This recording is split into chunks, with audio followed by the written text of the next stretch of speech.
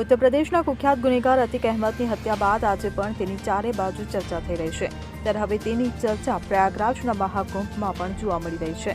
જ્યારે રાષ્ટ્રીય હિન્દુ દળ સંગઠને પંચાયતી અખાડા શ્રી નિરંજનીના કેમ્પની સામે એક વિવાદાસ્પદ બેનર લગાવ્યું છે। આ બેનરમાં અતિકની તસવીર છે અને તેના 3 હત્યારાઓને દેવદૂત કહીને સન્માનિત કરવાની જાહેરાત કરવામાં આવી છે।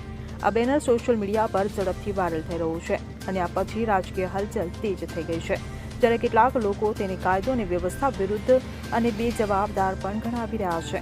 આ બેનરમાં માત્ર અતિક અહેમદનો ઉલ્લેખ જ નથી, પરંતુ તેના 3 હત્યારાઓ શનિ, લવલેશ અને અરુણને દેવદૂત તરીકે વર્ણવ્યા છે।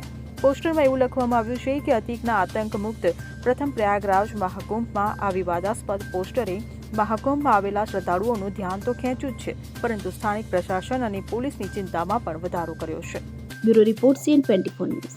હવે જુઓ દેશ દુનિયાની તમામ ખબરો તમારી આંગળીના ટેરવે। ઉઠાવો મોબાઈલ અને ગૂગલ પ્લે સ્ટોર પરથી ડાઉનલોડ કરો અમારી CN24 ન્યૂઝ મોબાઈલ એપ।